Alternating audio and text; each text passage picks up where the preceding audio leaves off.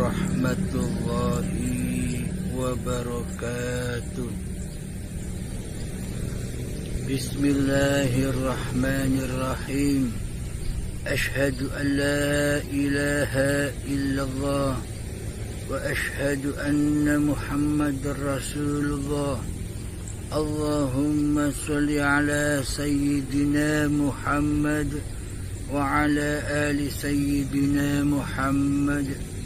Rabbi shrah li sadri wa yassir li amri wahlul 'uqdatam min lisani yafqahu qawli. Amin. Bismillahirrahmanirrahim. Mari kita kaji surat Al-Falaq. Bismillahirrahmanirrahim. Qul a'udzu birabbil falaq. Aku berlindung kepada Tuhan yang menguasai waktu subuh. Min syarri ma khalaq. Dari kejahatan makhluk yang diciptakan. Wa min syarri ghasiqin idza waqab.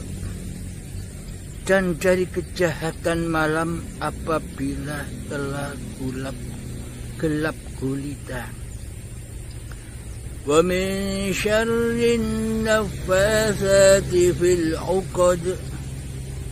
Dan dari kejahatan penyihir yang meniup pada buhul-buhul. Wa min syarri hasidin idza hasad.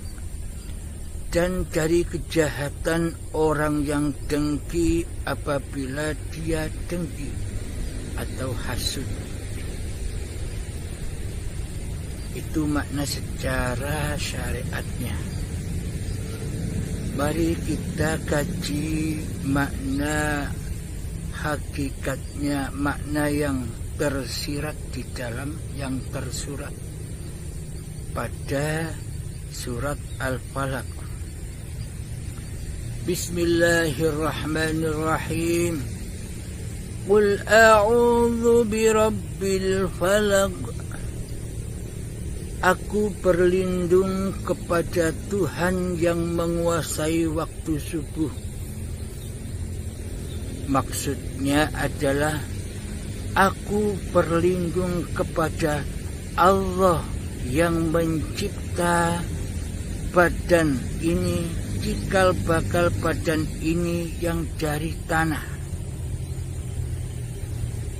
Yakni waktu subuh mulailah tercipta cikal bakal badan yang dari tanah ini dari kegelapan malam.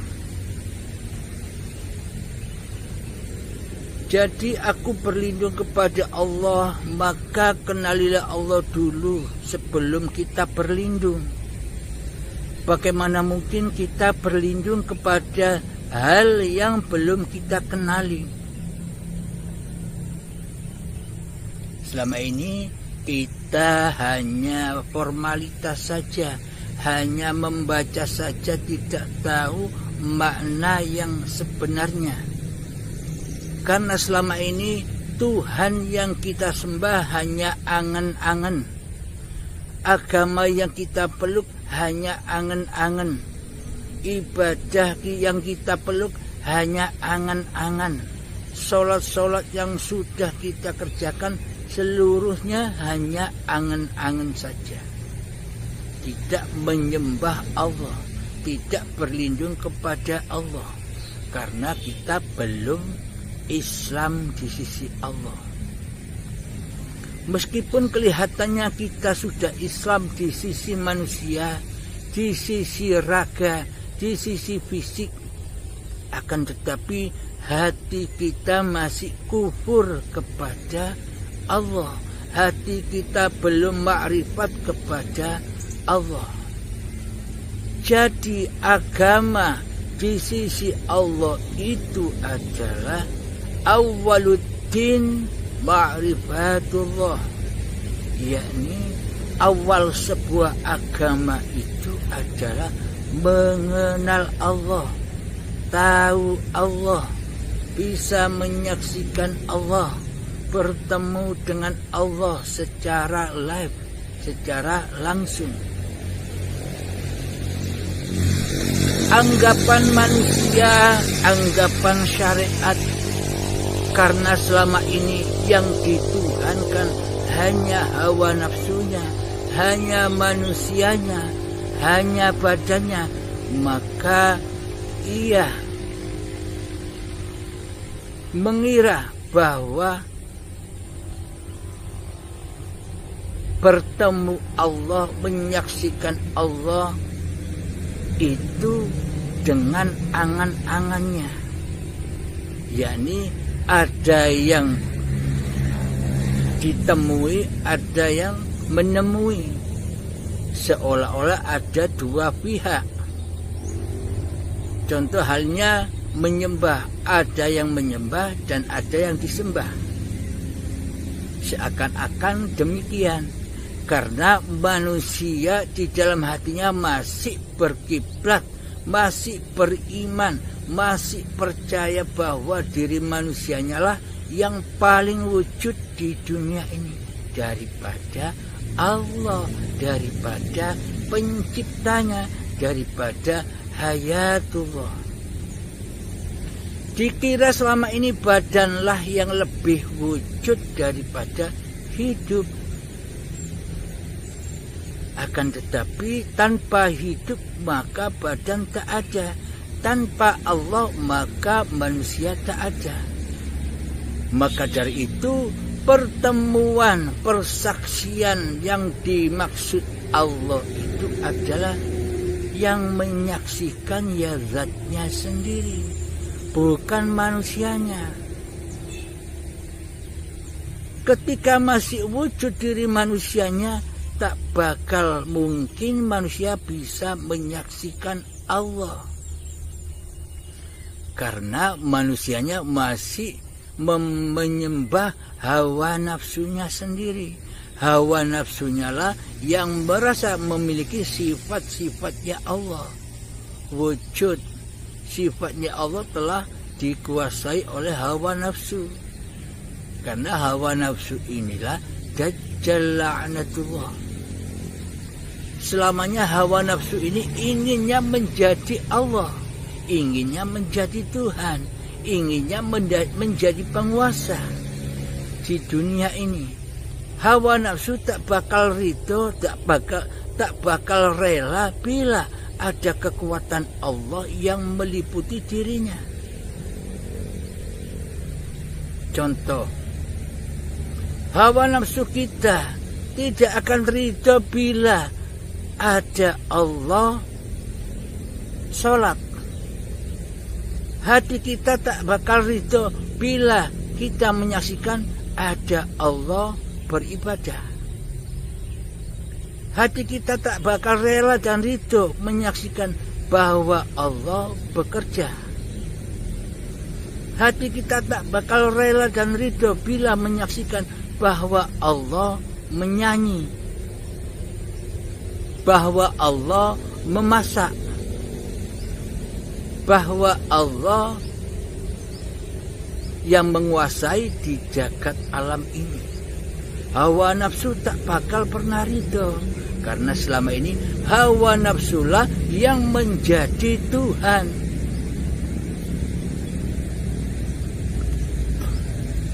Maka hawa nafsu tak bakal ridho bila Allah wujud. Hawa nafsu tak bakal ridho bahwa Allah itu berkuasa, mempunyai kehendak dan daya upaya serta ikhtiar. Hawa nafsu tak bakal ridho bila Allahnya yang berikhtiar, yang beraf'al. Hawa nafsu juga takkan pernah ridho bila Allahnya yang kuat, karena selama ini hawa nafsu merasa dirinya kuat. Jadi seluruh sifat-sifat yang seharusnya sifat bagi Allah, hawa nafsu telah merampas seluruhnya sifat-sifatnya Allah. sehingga Allah ditiadakan di hatinya, sehingga Allah tidak diwujudkan di hatinya. Yang wujud hanya hawa nafsu kita sendiri, yakni di dalam hati kita yang wujud hanya Abdul Halimnya. Nah, kita merasakan bijak bahwa selama ini kitalah yang mengaku-ngaku jadi Allah, kitalah yang mengaku-ngaku jadi Tuhan, kitalah yang mengaku jadi penguasa atas hidup dan badan ini. Selamanya manusia tak bakal senang menghadapi kematian, karena sifatnya dajjal, sifatnya hawa nafsu, ingin hidup terus-menerus, tak mau mati. Nah, inilah kenyataan hawa nafsu dan dajjal itu. Yakni siapa? Abdul Halim inilah dajjalnya. Abdul Halim inilah iblis dan setannya. Dan Abdul Halim inilah hawa nafsu itu. Ketika Abdul Halim menggoibkan Allah di hatinya, itulah hawa nafsu. Jadi apapun yang dikerjakan oleh Abdul Halim ini, yang kelihatannya syariatnya beribadah, sholat, zakat, puasa, haji, bersedekah, mengasihi sayangi manusia, semuanya itu di dalam kedustaan. Selamanya di dalam keingkaran, selamanya di dalam kesyirikan, selamanya di dalam persekutuan, yakni mensekutukan Allah dengan diri Abdul Halimnya. Abdul Halimnya yang wujud, Allah yang mempunyai sifat yang dimiliki, yang dikuasai oleh Abdul Halimnya, ditiadakan, digoibkan. Semua itu selama ini terbalik, sobatku. Iman, keyakinan dan akidah kita selama ini terbalik. Ketauhidan kita terbalik. Selama ini Kanjeng Nabi Muhammad, para nabi dan para rasul membawa tauhid, yakni mentauhidkan, mewujudkan Allah di hati, malah yang diwujudkan hawa nafsu kita sendiri. Malah yang ditauhidkan di dalam hati kita adalah diri Abdul Halimnya sendiri, diri kita sendiri. Nah, berarti selama ini kita tak bertuhan. Kita tak pernah bisa menyembah Allah karena kita tak bertuhan selama ini, kecuali mentuhankan dirinya sendiri, kecuali menguasakan, mengesakan diri manusianya sendiri di hatinya. Coba selami, coba hayati, coba tafakuri di dalam hati kita. Apakah benar semua paparan tadi? Coba dipikirkan, pakai akal kita, pakailah akal kita demi menuju kepada Tuhan kita, yakni Allah, hidup yang menguasai badan ini. Aku berlindung kepada Tuhan yang menguasai waktu subuh. Jadi aku berlindung kepada tanah yang mati, berlindung kepada Zatullah, hidup yang menghidupi tanah. Jadi pada intinya aku berlindung kepada Allah dari Abdul Halimnya yang jadi penguasa, sehingga Allah lah yang jadi penguasa, sehingga Allah lah yang hidup. Aku berlindung kepada hayatullah daripada hayatun nas, hayatnya manusia, karena manusia tidak punya hayat. Yang punya hayat adalah Allah semata. Mari kita lanjutkan.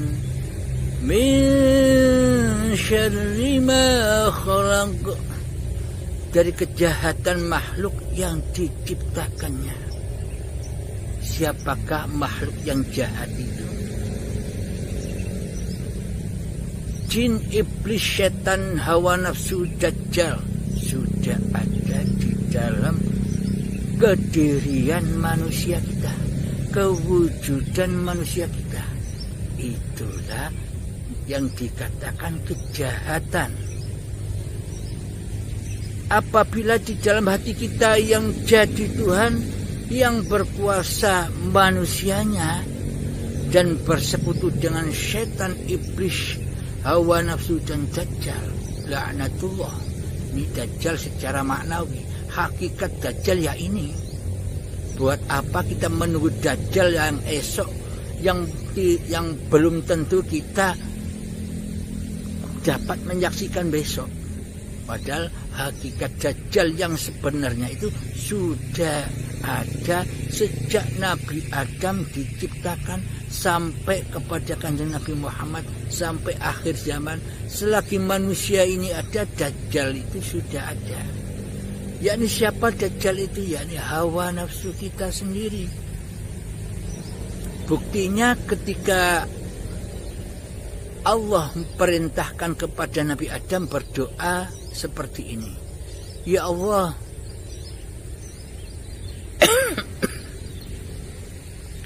ya Allah, hindarkanlah aku dari fitnah dajjal. Lindungilah aku dari fitnahnya dajjal. Nah, sejak Nabi Adam bahkan sampai Kanjeng Nabi Muhammad sampai saat ini kan doa-doa itu kan terus terlantun. Terus kita berdoa selama ini agar terhindar dari fitnahnya dajjal. Coba kita pahami, coba kita hayati. Apakah mungkin Allah perintah doa yang demikian apabila dajjalnya masih gaib, dajjalnya masih tiada, dajjal secara zahirnya belum datang? Apakah mungkin fitnah-fitnahnya sudah ada tanpa wujud dajjalnya? Dulu mana wujud dajjal dan fitnahnya? Kan duluan dajjalnya. Setelah dajjalnya wujud, fitnahnya wujud. Nah, berarti dajjal itu siapa sih? Hawa nafsu kita sendiri inilah dajjal. Abdul Halim inilah dajjal yang bersekutu dengan iblis dan setan. Yakni 4 perkara iblis, setan, dajjal, hawa nafsu inilah sekutu-sekutu yang jahat, yang selalu ingkar kepada Allah, yang tidak mau sujud kepada Allah, yang tidak mau sujud kepada Adam. Apa maksudnya tidak mau sujud kepada Adam? Dajjal, hawa nafsu, iblis dan setan ini tidak bakal ridho bila mereka itu diadamkan, maksudnya ditiadakan. Artinya Adam kan tiada. Sifat Adam itu kebalikan dari sifat wujud. Wujud wajib bagi Allah ada, sedangkan sifat muhalnya Allah adalah Adam, ketiadaan. Muhal bagi Allah tidak ada, Allah itu wujud. Nah, sifat ketiadaan, sifat Adam inilah sifatnya seluruh makhluk yang diciptakan oleh Allah. Iblis, setan, dajjal, dan hawa nafsu ini. Nah, keempatnya ini, hawa nafsu, iblis, setan, dajjal ini tidak rela, tidak ridho kalau dia ditiadakan. Maunya mereka, maunya hawa nafsu, sayalah yang wujud, Allah gaib. Nah, inilah sebuah kejahatan. Maka dari itu yang dipandang Allah bukan laku dohirnya, yang dipandang Allah bukan banyaknya amal ibadah dohirnya, yang dipandang Allah bukan tingginya ilmu syariat dohirnya. Akan tetapi yang dipandang Allah, yang dinilai Allah adalah hatinya. Di dalam hati itu yang wujud dajjalnya atau hawa nafsunya, ataukah Allah penguasa manusia. Nah, jadi ketika di dalam hati kita ini yang wujud masih Abdul Halimnya, apapun yang dikerjakan oleh si Abdul Halim ini semuanya di dalam keingkaran, kedustaan, kejahatan, atau formalitas saja. Semoga bisa dipahami. Bila mendengarkan paparan ini, mohon masuklah ke dalam hati Anda.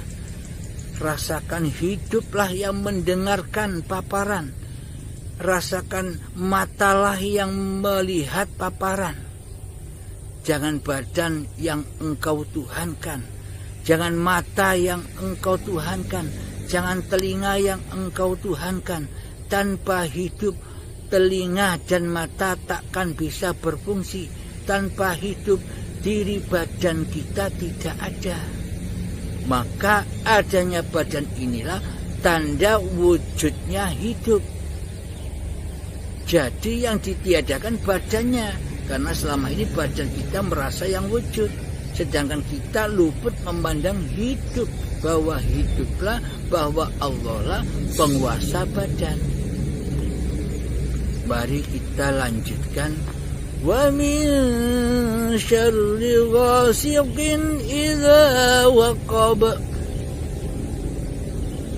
Dan dari kejahatan malam apabila telah gelap gulita. Maksudnya ketika di dalam hati kita yang wujud diri Abdul Halimnya, itulah kegelapan, itulah kemalaman, kegelapan malam. Yakni hati menjadi kuburan, hati menjadi markas-markasnya Dajjal, hawa nafsu, iblis, dan setan. Tempatnya di mana mereka? Tempatnya di An-Nar, di neraka Jahanam. Jadi selama ini, selama di dalam hati kita yang wujud Abdul Halimnya, maka mereka disiksa di dalamnya. Itulah siksa kubur. Jadi ketika Abdul Halim ini mendapati sebuah masalah di luar dirinya, pasti hatinya panas. Pasti hatinya takut, pasti hatinya dengki, hasud, riya, ujub, sum'ah, sombong, dan sebagainya. Itulah api-api yang tak berasap. Maka api yang di dunia ini tidak sama dengan api yang di akhirat, api yang di neraka. Karena surga dan neraka itu tidak ada yang tahu kecuali Allah. Manusia hanya membayang-bayangkan sebagai manusianya. Kalau ada api, ya manusia mengangan-angan apinya, ya api kayak di dunia ini. Kalau ada kenikmatan di surga, angan-angannya mengaplikasikan bahwa kenikmatan seperti kenikmatan di dunia ini. Nikmatnya bergumbul dengan wanita, nikmatnya makanan-makanan yang enak, nikmatnya tinggal di bangunan yang indah. Semuanya hanya angan-angan. Dikiranya besok terjadinya. Karena Allahnya, Tuhannya, agamanya masih angan-angan. Angan-angan manusianya. Karena yang disembah masih manusianya. Yang diwujudkan di dalam hati hanya masih diri Abdul Halimnya. Jadi semuanya serba angan-angan, fata morgana, yakni kedustaan. Jadi yang dimaksud malam gelap gulita itu malamnya hati, gelap gulitanya hati dari nurullah, dari cahaya Allah, dari cahaya hayatullah. Karena di dalam hati Abdul Halimnya lah yang merasa punya hayat, hayatun nas. Karena pada hakikatnya la hayatan illallah, tiada kehidupan kecuali Allah. Bila di dalam hati kita yang merasa hidup diri Abdul Halimnya, itulah malam yang gelap gulita. Mari kita teruskan. Wa min syarrin naffatsati fil 'uqad, dan dari kejahatan penyihir yang meniup pada buhul-buhul. Kalau diartikan secara syariat, ya manusianya yang jadi penyihir, manusianya yang jahat. Pada hakikatnya semua terjadi di dalam diri kita sendiri. Kejahatan penyihir yakni dari iblis, setan, jin, dan hawa nafsu itu sendiri, yakni kejahatan-kejahatan yang dilakukan oleh hawa nafsu kita sendiri. Ini amatlah lembut. Buhul-buhul itu kelembutan yang amat tidak kita sangka-sangka, yang amat tidak kita rasakan selama ini. Selama ini kita tidak merasa telah menjadi Allah. Selama ini kita tidak merasa telah mengakui bahwa diri kita Allah. Kita tak sadar, saking halusnya. Apa buktinya selama ini kita merasa menjadi Allah? Loh, sifat Allah kan sudah kita kuasai sebagai sifat diri manusia kita. Itulah buktinya selama ini kita tidak terasa telah menjadi Allah, telah menjadi penguasa. Bagaimana mungkin kita bisa menyembah Allah sedangkan diri kita menjadi Tuhan atas hidup dan badan kita sendiri selama ini? Semuanya adalah kedustaan, keingkaran, karena hati kita belum Islam, hati kita belum pasrah kepada zat yang bernama Allah, kepada zat yang menghidupi badan ini. Nah, bagaimana mungkin kita bisa menyembah kepada Allah sedang Allah kita selama ini kita tiadakan di hati kita? Kita fanahkan, kita matikan Allahnya di hati kita.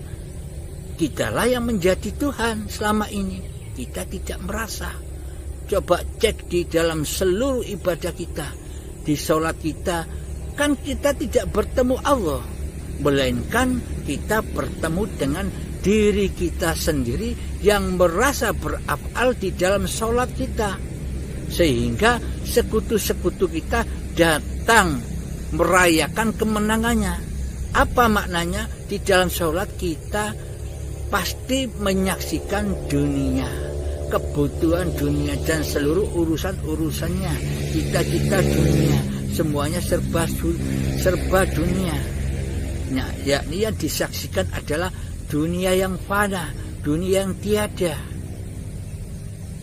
Karena itulah selamanya hati kita takkan pernah bisa khusyuk beribadah bila hati kita masih belum Islam. Maka dari itu, ya ayyuhalladzina amanu, wahai para manusia, udkhulu fis-silmi kafah, masuklah ke dalam keselamatan yang sempurna, yakni selamatkanlah hatimu dari dirimu sendiri. Pasrahkan kembali, persembahkan kembali bahwa hidup ini Allah. Bagaimana mungkin manusia bisa ngaku Allah, sedang bagi manusia yang sudah mempersembahkan kembali kepada Allah bahwa hidup ini Allah, manusianya kan sudah tidak hidup lagi. Yang hidup hanya Allah.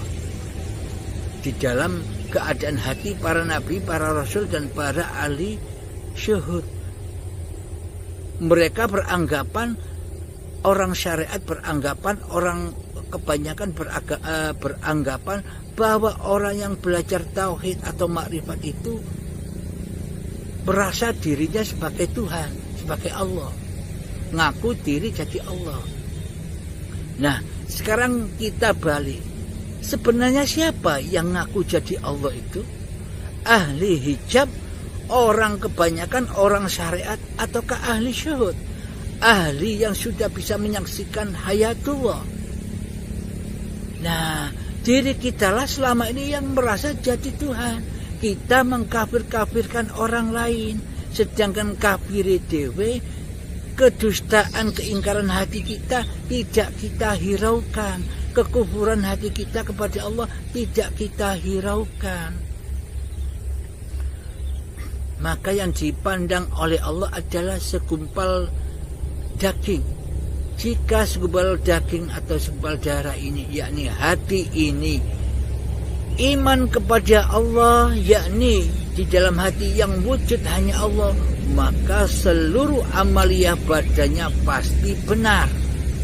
Karena apa? Karena yang terjadi di dalam af'al, seluruh kegiatan badannya dilandasi bersumber dari af'alullah.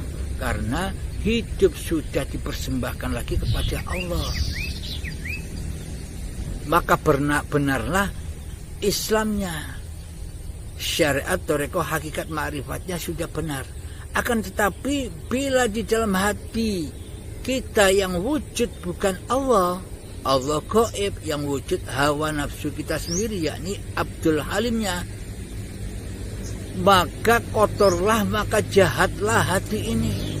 Bila hati kotor, bila hati jahat, apapun yang dikerjakan badannya, meskipun seolah-olah kelihatannya badan lagi sholat, badan lagi beribadah, seluruhnya dusta, bohong di sisi Allah, bukan di sisi manusia. Karena manusia lain masih memandang diri manusianya lah yang hidup, pasti memandang, oh orang itu lagi sholat, oh orang itu lagi ibadah. Akan tetapi babakan hatinya tidak dipandang. Maka dari itu syariat dan makrifat itu tidak ada sangkut pautnya. Syariat tetaplah kalian bersyariat, akan tetapi hati jangan merasa bersyariat. Jadi hati wajib bermakrifat kepada Allah, tahu bahwa yang bersyariat itu bukan kuasa manusianya, yakni kuasa Tuhannya yang bersyariat.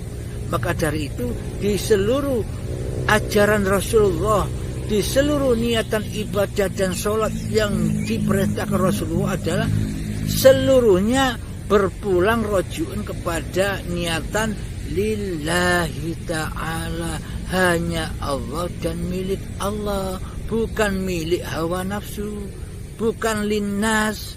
Selama ini kan praktek hati kita berhubung di dalam hati kita mengaku jadi Allah, mengaku jadi penguasa, maka seluruh ibadah kita, seluruh sholat kita pasti kita aku sebagai milik manusianya. Karena Allahnya gaib. Demikian para sahabat. Mari kita lanjutkan. Wa min syarri hasidin idza hasad, dan dari kejahatan orang yang dengki apabila dia dengki. Shadaqallahul azim.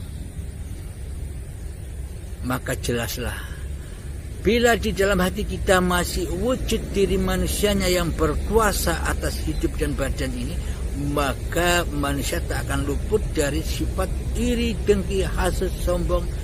Karena hawa nafsu selalu bersekutu dengan dajjal, dengan setan, dengan iblis yang panas, dengan jin. Itulah tanda selama ini kita berada di dalam neraka jahanamnya Allah. Kita disiksa di dalamnya karena kita bersekutu dengan makhluk-makhluk yang diciptakan Allah yang berkarakter jahat. Nah, jadi neraka itu sesungguhnya bukan nanti, Akan tetapi neraka itu adanya sekarang ini. Apa buktinya? Di dalam Al-Quran Allah sudah menyebutkan bahwa bahan bakarnya neraka itu adalah dari bahan bakar badan manusia dan hati yang keras melebihi kerasnya batu, yakni batu hati, jadi hati yang gelap akan Tuhannya, hati yang mensekutukan Tuhannya, hati yang ingkar akan Tuhannya. Itulah bahan bakarnya neraka.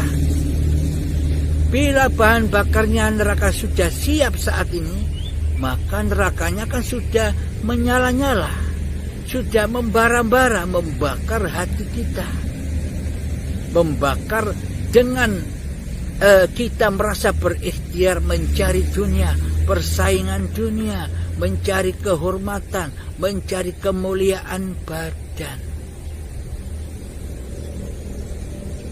Karena kehormatan, kemuliaan, kebanggaan itu sifatnya Allah. Karena manusia sudah merampas semua sifat-sifatnya Allah, maka disiksalah manusia di dalam neraka jahanam, yakni di dalam kuburannya, di dalam siksa kuburnya. Yakni kuburan ini kan badan-badannya dari tanah ini, kuburan. Sedangkan yang disiksa di dalam badan ini, yakni hati kita selalu panas, selalu marah bila apa yang kita inginkan tidak terkabul. Demikian para sahabatku, semoga keterangan yang hanya sedikit ini bisa membuat kita sadar, terutama diri saya dan kita semua, semoga sadar apa kejahatan apa yang selama ini kita lakukan. Marilah kita berislam kepada Allah. Jangan kita berislam hanya formalitas, hanya badan-badannya saja, hanya simbol-simbolnya saja, hanya nama-nama agamanya saja. Mari kita esakan apa hakikat agama itu, yakni ma'rifatullah, mengenal Tuhan, siapa pencipta diri kita, yakni hayatullah, inilah Allah, inilah agama di sisi Allah. Selamatnya hati hamba kepada Tuhannya, mentiadakan diri hambanya, mewujudkan Tuhannya di hatinya. Assalamualaikum warahmatullahi wabarakatuh.